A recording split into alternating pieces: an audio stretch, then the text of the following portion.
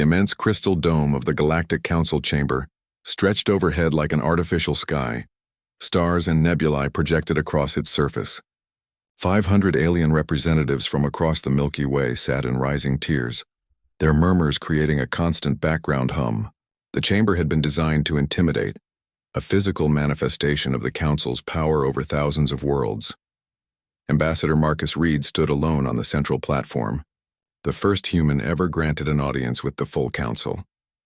His plain gray suit seemed deliberately understated compared to the ornate garments of the alien representatives. Though surrounded by beings who could end human civilization with a single vote, his posture remained straight, his expression calm. "The human wishes to address the Council," announced High Speaker Drav, a tall being with iridescent skin who served as the Council's voice. "This is unprecedented. For 10,000 cycles, no emerging species has been granted audience before completing the standard observation period." Councillor Vex, representing the Ancient Myth Collective, rose from his seat, 6 limbs gesturing in agitation. "This deviation from protocol is dangerous. Humans have been under observation for barely 3 cycles. Their development has been concerning." "Let the humans speak," countered Councillor Thala, her luminous form pulsing gently. "They have achieved faster-than-light travel independently. This alone warrants attention." Marcus Reed waited patiently through the alien debate, studying the chamber and its occupants.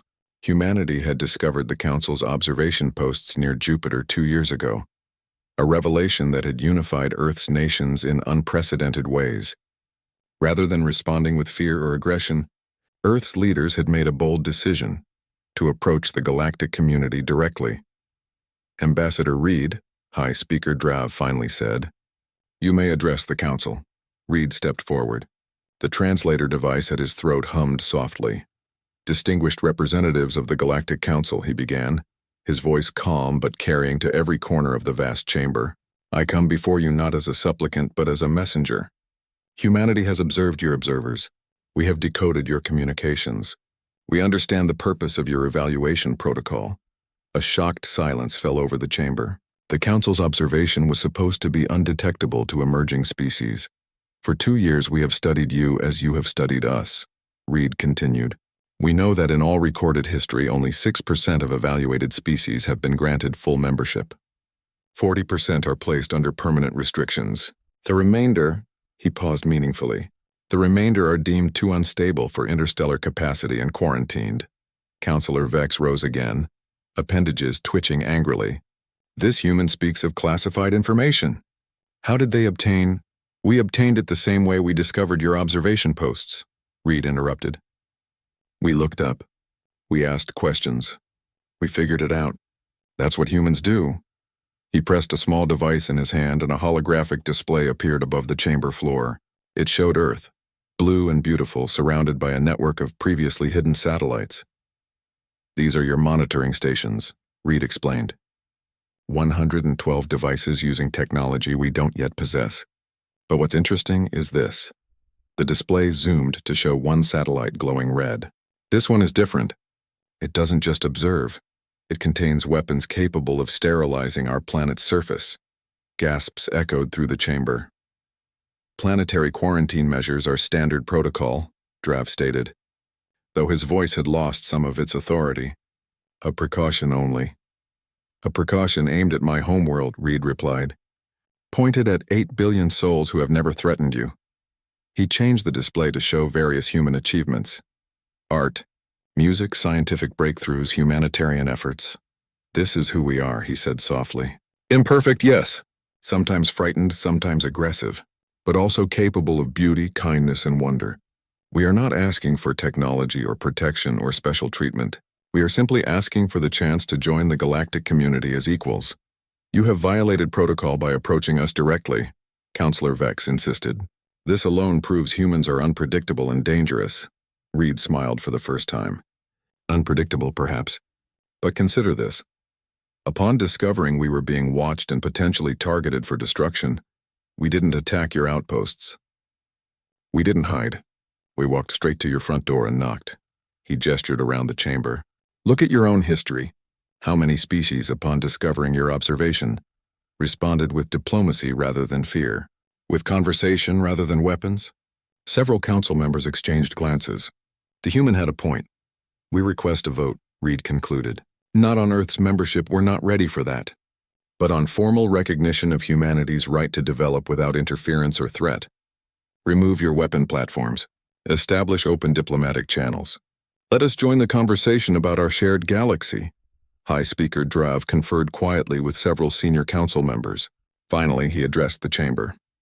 "The council will vote on the human proposal. This is irregular, but not without precedent." As the voting commenced, holographic symbols appearing above each representative, Reed remained centered and calm. The council had expected fear, aggression, or subservience from humanity's first contact. They had received something entirely different: confident diplomacy backed by surprising intelligence. The vote concluded. High Speaker Drav looked surprised at the result.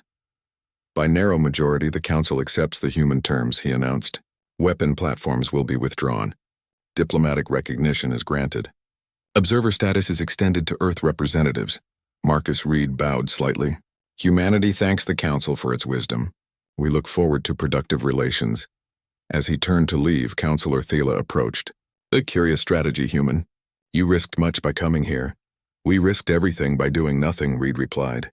"The council has watched us for generations, judging without understanding. It was time to change that equation." "Be careful," Thela warned. "You've made an impression today, but not everyone is pleased. Councillor Vex and his faction believe developing species should be controlled, not partnered with. They'll be watching you closely." "Let them watch," Reed said with a slight smile. "Humans have a habit of exceeding expectations." 3 months after humanity's dramatic entrance onto the galactic stage, the newly established Earth Embassy on the Council homeworld of Nexus Prime had become the center of unexpected activity. Ambassador Reed and his small team had quickly become known for their unorthodox approach to diplomacy, hosting open cultural exchanges, freely sharing Earth art and literature, and meeting with representatives from all Council species, not just the powerful ones, but beneath this public diplomacy, tensions were building. Several advanced technologies humanity had shared through proper channels had been classified by the Council's Technology Oversight Committee, a group dominated by Councillor Vex's faction. Earth's innovative approach to quantum communication had been deemed potentially destabilizing and restricted from development. In his private office, Ambassador Reed reviewed the latest restrictions with his deputy, Diane Foster. The room was deliberately styled with Earth furnishings, wooden desk, paper books, hand-woven rugs, a reminder of home in the sterile technological environment of Nexus Prime. 3 more patents denied, Foster reported, frustration evident in her voice. "Our medical nanite research, the atmospheric purification system, and the gravitational mapping technology. All classified under Security Directive 47. Reed studied the rejection notices. "And all technologies that could help developing worlds become less dependent on Council assistance. It's not just about control," Foster added. "Our trading partnerships with the Proxima and Tau systems have been restricted too. Apparently, we're only permitted to engage economically with established trading partners approved by the Council." Reed looked out the window at the gleaming spires of the Council capital. For 3 months, he'd played by their rules, believing humanity could change the system from within. But the evidence was becoming clear. The Council didn't want partners, it wanted subjects. "They're isolating us," he said quietly. "Creating a framework where Earth can only develop along approved lines, where we depend on Council approval for everything from technology to trade. What are our options?" Foster asked. Reed was silent for a long moment. Then he reached into his desk and removed a small silver device. "Send the signal. It's time for Plan Exodus." Foster's eyes widened. "Are you sure?" "Once we commit, I'm sure," Reed interrupted. "I'd hoped for better from the Council, but they've made their position clear. Humanity won't be controlled." As Foster left to transmit the coded message to Earth, Reed remained at the window, watching alien ships cross the purple sky of Nexus Prime. Humanity had arrived in silence and diplomacy. Their departure would speak volumes. The emergency session of the Galactic Council began at first light. Alarm signals had sounded throughout the night across Nexus Prime as reports flooded in from Council space. High Speaker Drav stood at the center of the chamber, his usually immaculate appearance now disheveled from lack of sleep. We face an unprecedented situation, he announced to the assembled representatives. At precisely Oro 300 Standard Time, every human in Council territory began evacuating. Every ship, every diplomat, every trader, all departing simultaneously. The central hologram displayed footage from across the galaxy, human vessels leaving spaceports, embassies being vacated, trading posts emptying, all happening with eerie coordination and complete silence. No explanations, no negotiations, no threats, just absolute synchronized withdrawal. "Where is Ambassador Reed?" demanded Councillor Vex, his appendages twitching with agitation. "He must answer for this behavior." A junior council aide approached the central platform nervously. "The Earth Embassy is empty, Councillor. All human personnel departed 6 hours ago. They left only this." The aide placed a simple metal cube on the platform. It immediately projected a hologram of Ambassador Reed. "Greetings, Galactic Council." The recording began. "By the time you see this message, humanity will have withdrawn from Council space. This is not a hostile action. We harbor no ill will toward the Council or its member species, but we cannot accept the restrictions you have imposed upon us." Reed's hologram gestured, and documents appeared beside him. The classification orders, trade restrictions, and technology bans the Council had implemented over the past 3 months. "Humanity joined this community in good faith," Reed continued. "We shared our art, our science, our perspectives freely. In return, you have systematically isolated us, restricted our development, and treated us as subjects rather than partners. We will not, live under such conditions." The Council chamber had fallen completely silent, hundreds of representatives watching in shock as Reed's message continued. "We depart in peace. All treaties and agreements we have signed will be honored until their expiration. But humanity will chart its own path forward, beyond Council jurisdiction." The hologram changed to show a region far from the galactic core, unclaimed by the Council.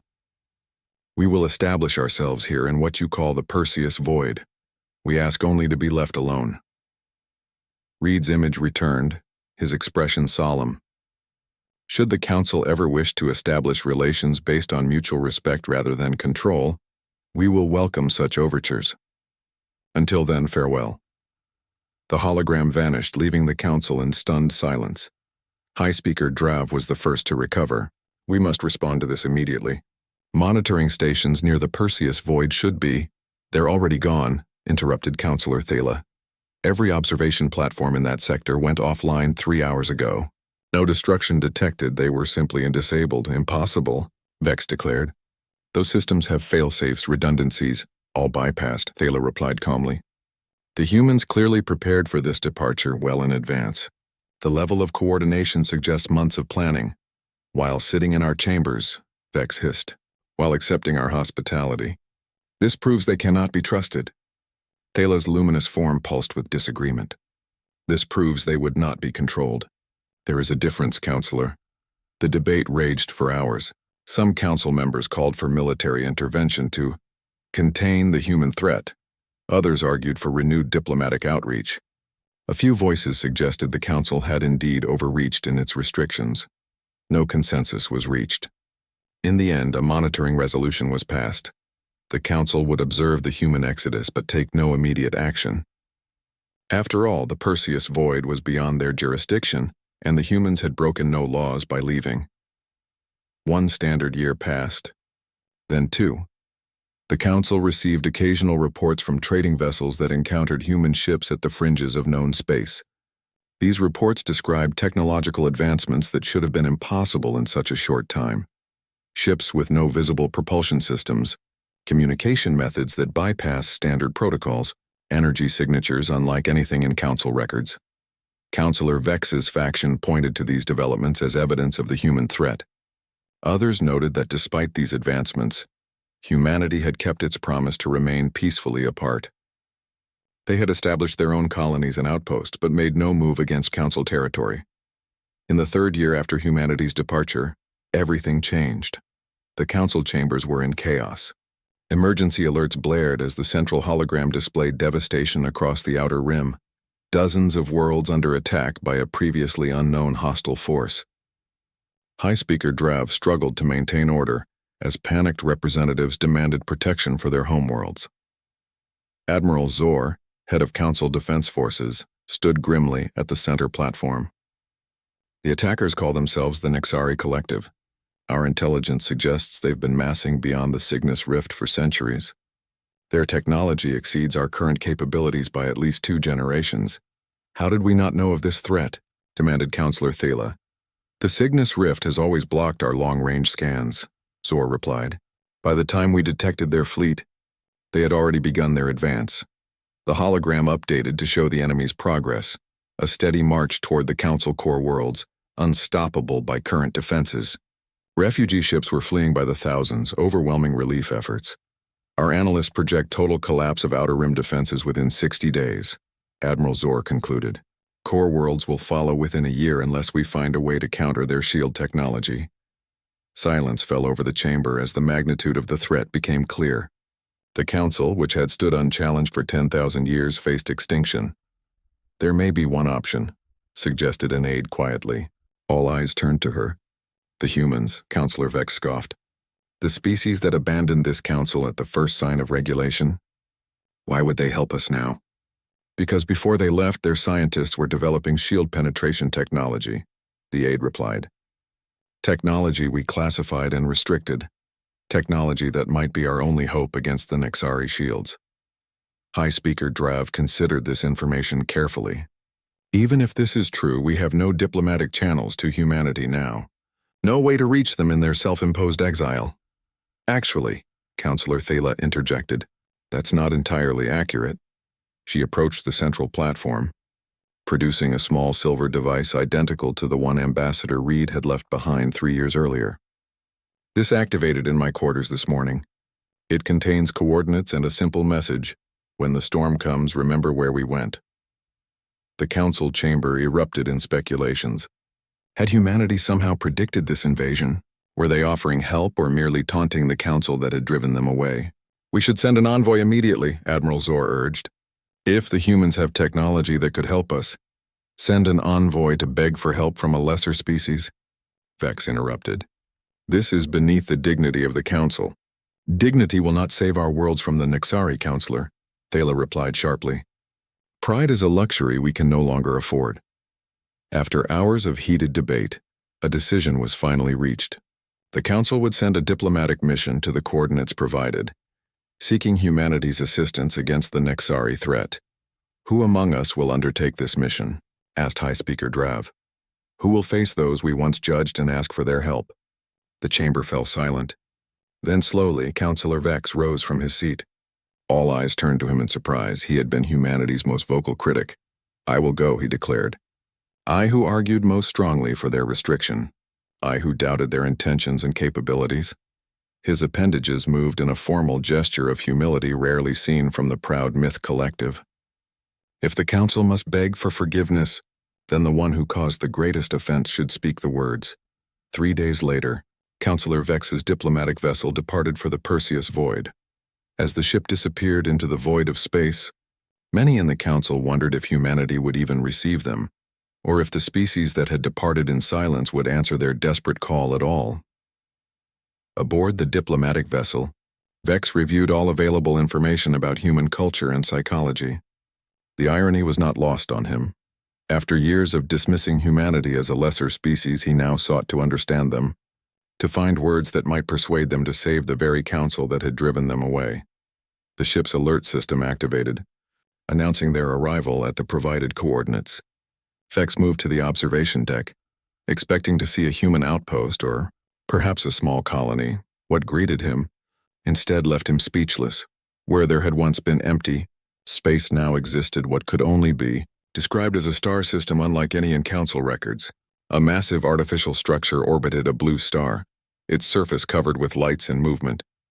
Smaller structures, habitats, shipyards, research stations formed a complex network around the central body, and the ships, thousands of them, from tiny personal craft to massive vessels that dwarfed the largest council dreadnoughts.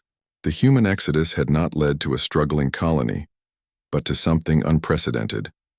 A thriving civilization built not on planets, but in the void itself. Counselor Vex had never felt so small. The docking bay where his diplomatic vessel had been directed to land stretched for kilometers in every direction, filled with ships and technology unlike anything in Council records.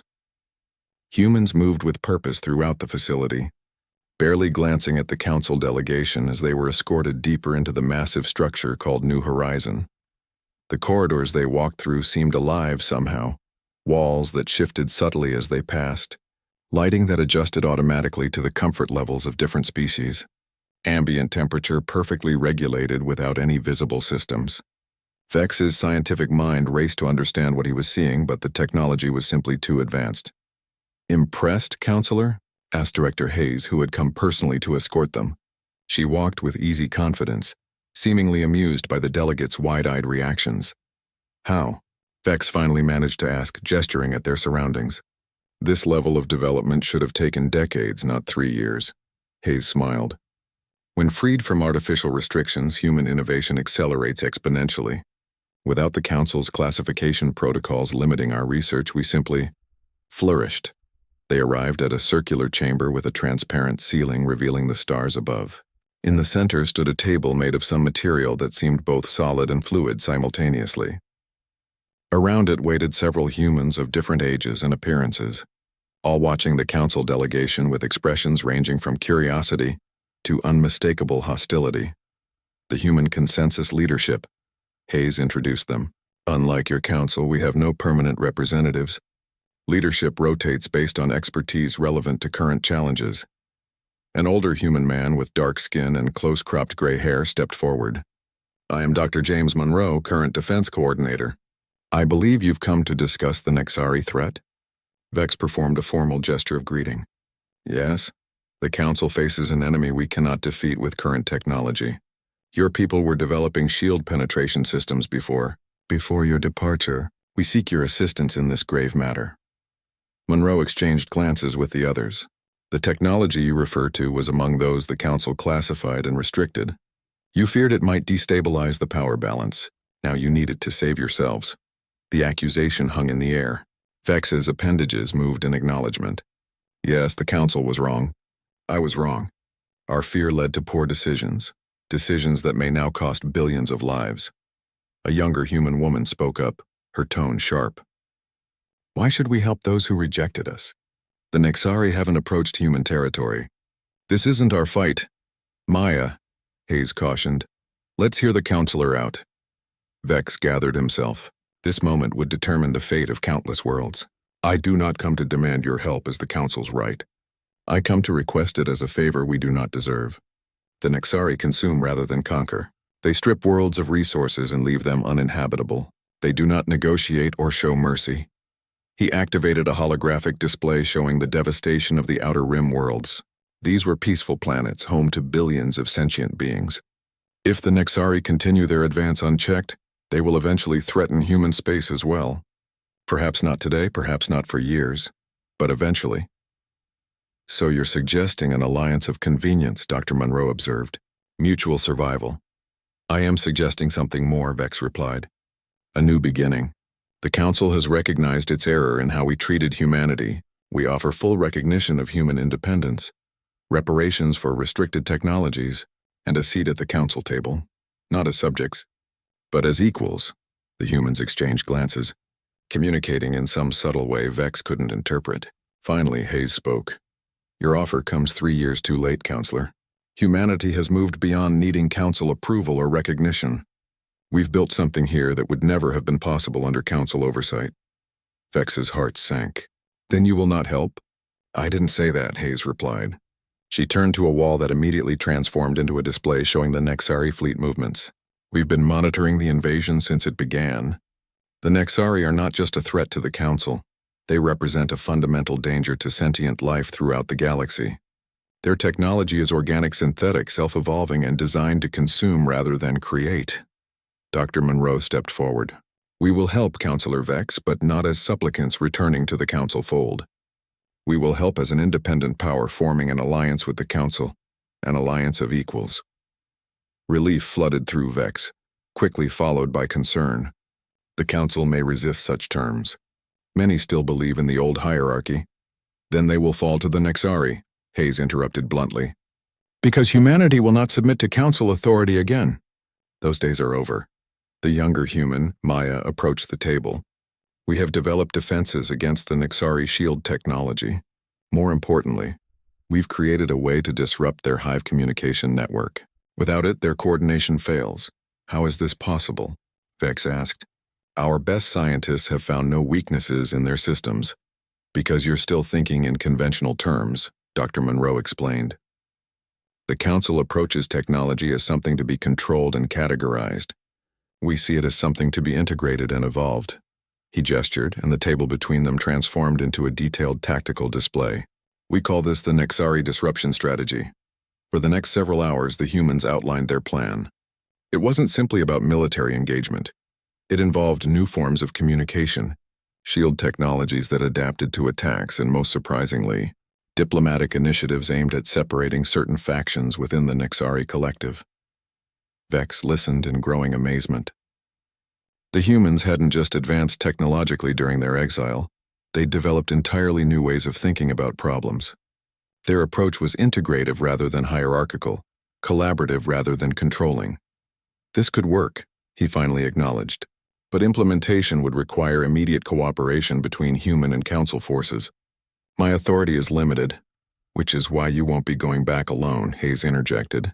I will accompany you to the council, along with a technical team. We'll present our proposal directly. The council may not react well to such directness, Vex warned. Many still view humanity as lesser despite our current crisis. Hayes smiled, though there was little warmth in it. Then this will be educational for them.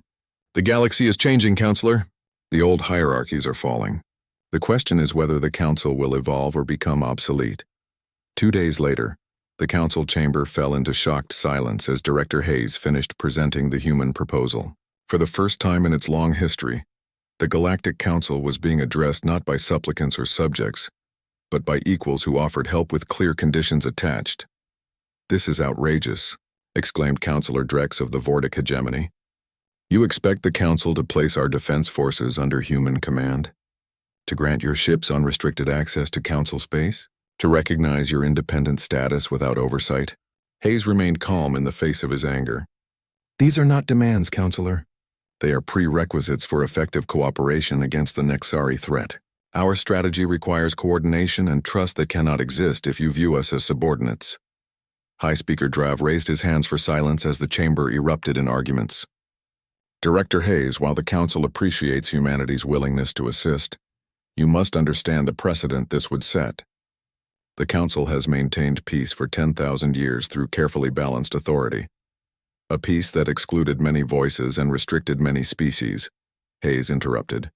A peace that is now ending as the Nexari advance. The question before you isn't whether to preserve your authority, High Speaker. It's whether there will be anything left to govern at all. She activated a holographic display showing the latest Nexari movements.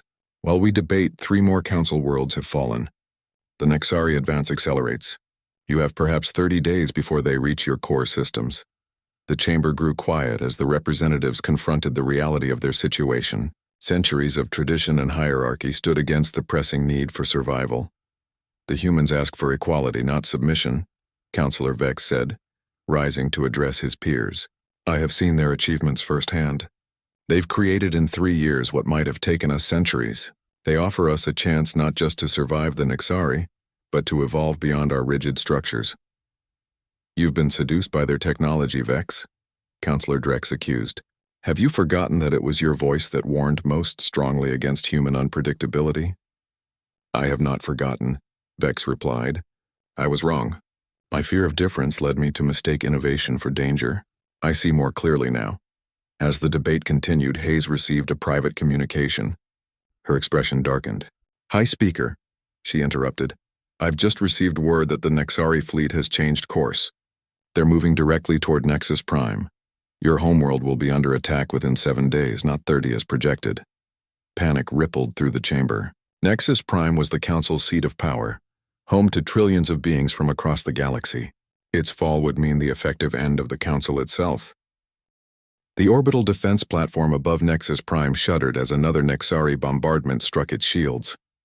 Inside the command center, Council Admiral Zor watched with growing despair as the holographic display showed more enemy ships emerging from hyperspace.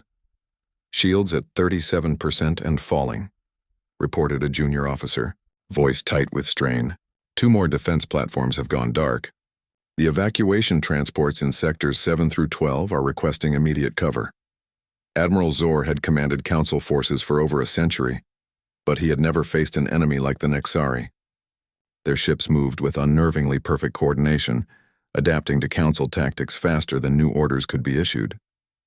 3 days into the battle for Nexus Prime, and already half the orbital defenses had fallen.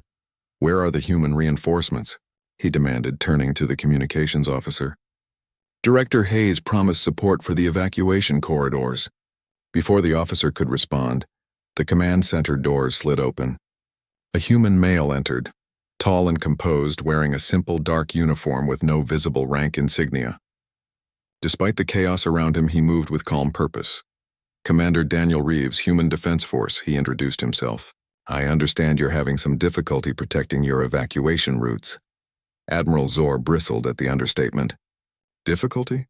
The Nexari have broken through our primary defense line. We have millions of civilians trying to escape the surface, and your promised support is nowhere to be seen." Reeves nodded, seemingly unperturbed by the Admiral's anger. "That's because we've been implementing our strategy, may I?" He gestured toward the tactical display. Without waiting for permission, Reeves approached the holographic map and made several adjustments to the display parameters. The view shifted, zooming out to show a much larger section of space around Nexus Prime. "What are these?" Zor asked, pointing to small signatures now visible at the edges of the system. Signatures that hadn't appeared on Council scanners. "Human vessels using phase shift technology," Reeves explained.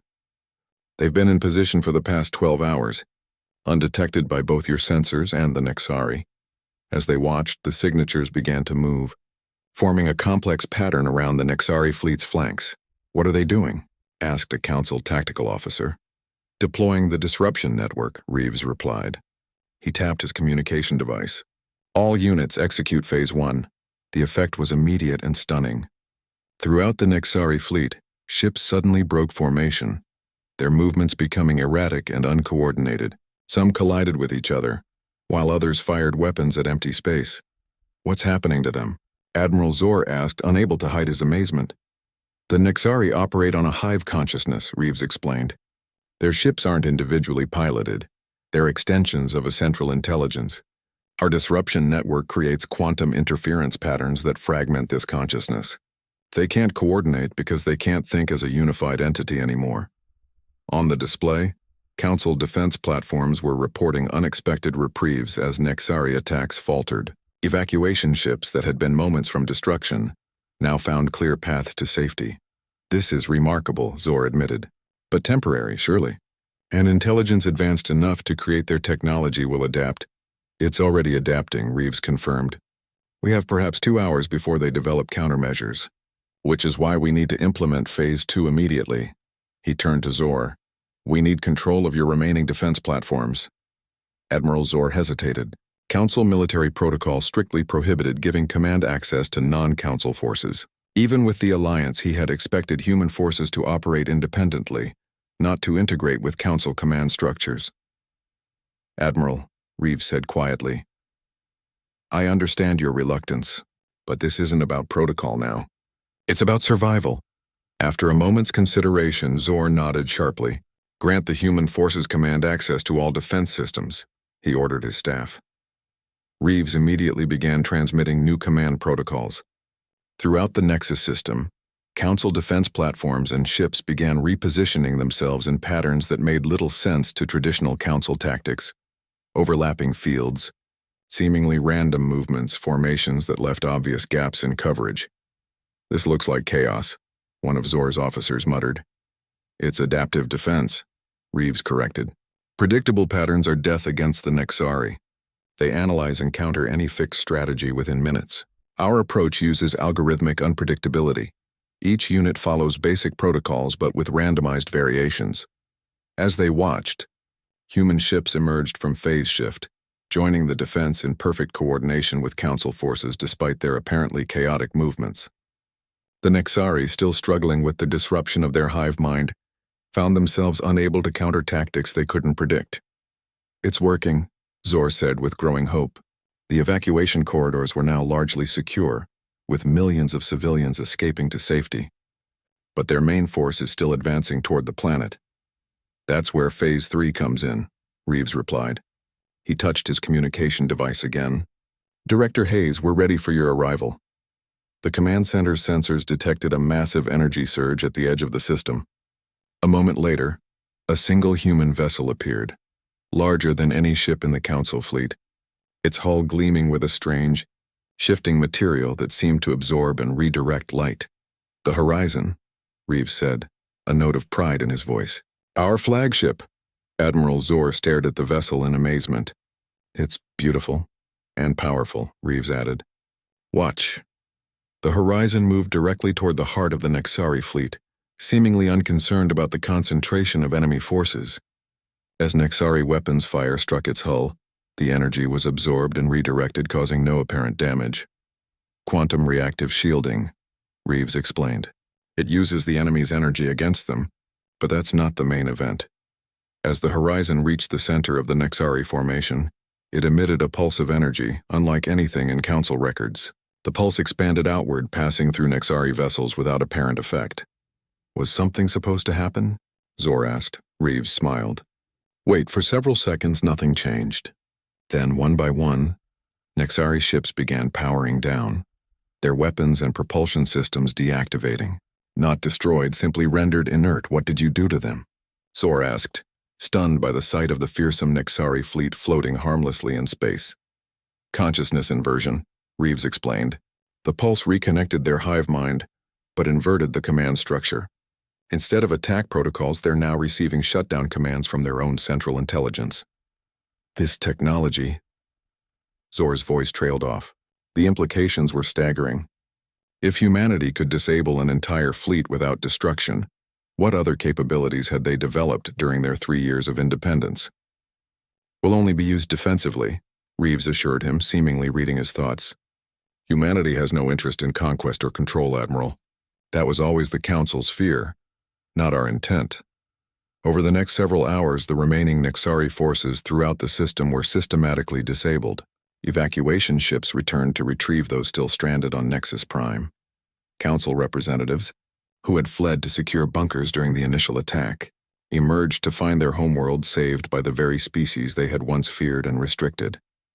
In the Council's emergency headquarters, established in an underground facility beneath the capital, High Speaker Drav convened the surviving representatives. Director Hayes stood before them, her expression serious despite their victory. The battle for Nexus Prime is won, she acknowledged, but the war is far from over. The Nexari have lost a fleet, not their determination. They will return with new adaptations, new strategies. How can we possibly counter an enemy that evolves so quickly? Asked Counselor Thela. By evolving faster, Hayes replied. By abandoning the rigid hierarchies and classifications that have limited galactic development for millennia. By embracing change rather than fearing it, High Speaker Drav stepped forward. The Council recognizes the truth of your words, Director Hayes. Without humanity's intervention, Nexus Prime would have fallen. Trillions would have perished. He performed a formal gesture of deep respect, one rarely offered to non-Council species. We owe you a debt that cannot be repaid.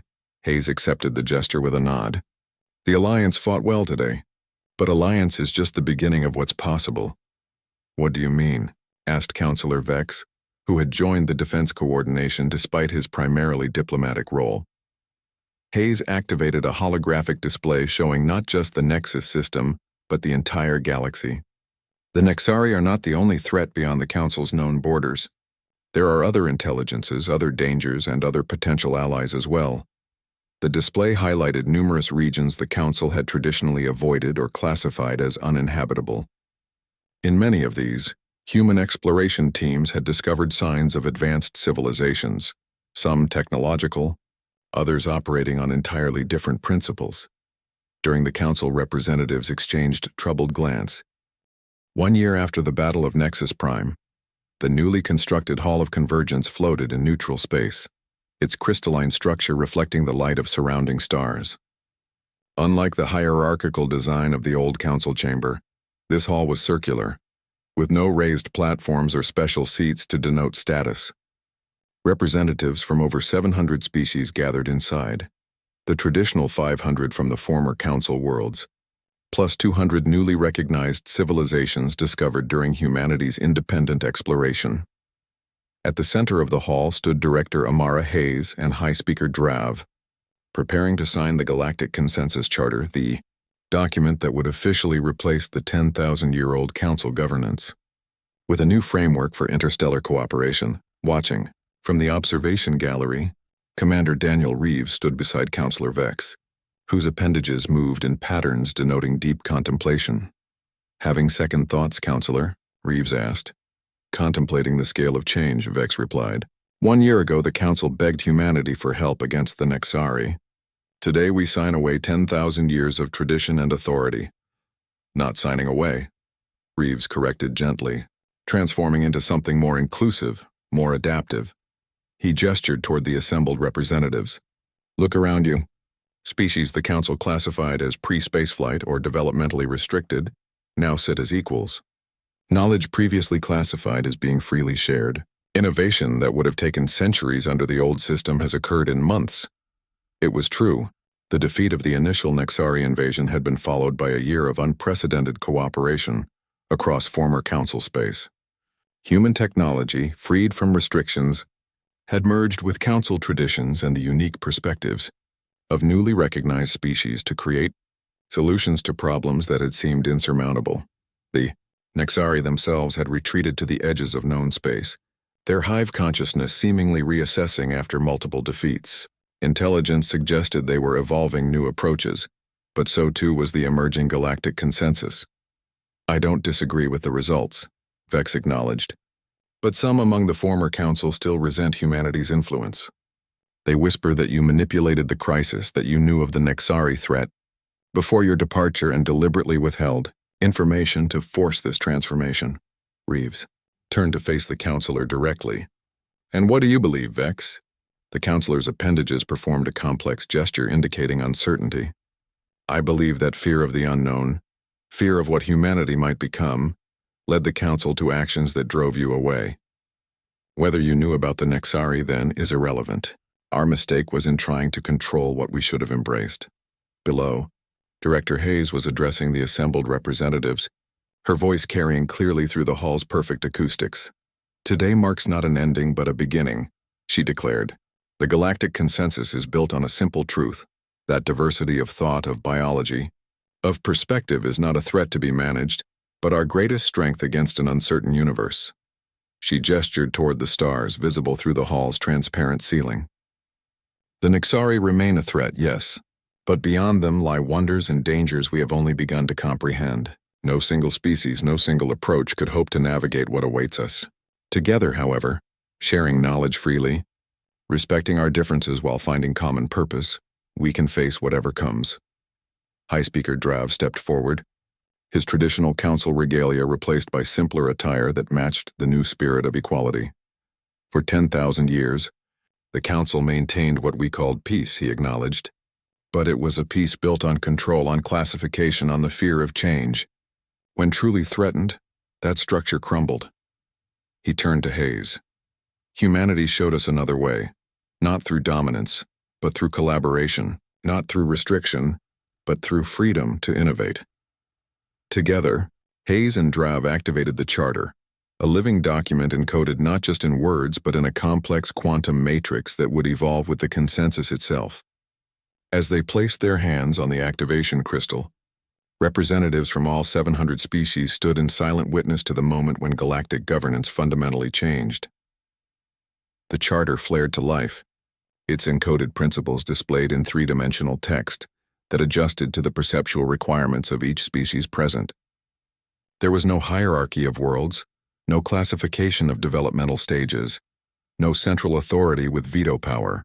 Instead, there were frameworks for cooperative problem-solving, for shared exploration, for free exchange of knowledge with appropriate safeguards against misuse. As the ceremony concluded, representatives began to mingle, former council members speaking freely with species they had once classified as primitive, human scientists deep in conversation with beings whose existence they had only recently discovered. The atmosphere was charged with possibility. It's remarkable, observed Professor Lyra Oren, joining Reeves and Vex in the observation gallery. A renowned xenobiologist who had been among the first humans to make contact with non-council species during humanity's independent period, she had played a key role in designing communication protocols for the consensus. What specifically? Asked Vex. That transformation, she replied, gesturing toward the gathering below. 3 years ago, humanity departed council space because we were feared and restricted. We never expected to return, certainly not like this, as catalysts for fundamental change. You never intended this outcome? Vex asked, surprised. Professor Oren smiled. How could we? We were simply trying to build a society where human innovation wasn't constrained by fear. The Nexari crisis created an opportunity for something more profound. Yet you were prepared, Vex noted. When the Council needed help, humanity had technologies perfectly suited to counter the Nexari threat. Some might call that suspiciously convenient. Or they might call it the natural result of unrestricted innovation, Reeves countered. Without Council classifications limiting our research, we explored technologies previously deemed too destabilizing to develop. Some of those happened to be effective against the Nexari approach. The truth, Professor Oren added, is both simpler and more complex than conspiracy theories suggest. Humanity didn't plan this transformation, but we were ready for it when opportunity arose. Not because we sought power, but because we had freed ourselves to explore possibilities the Council had long closed off. Below, Director Hayes had moved away from the formal signing area and was speaking with representatives from some of the newly recognized species, beings with physical forms and cognitive architectures radically different from traditional Council members. One appeared as a shifting cloud of luminous particles, another as a crystalline structure that seemed to phase between different states of matter.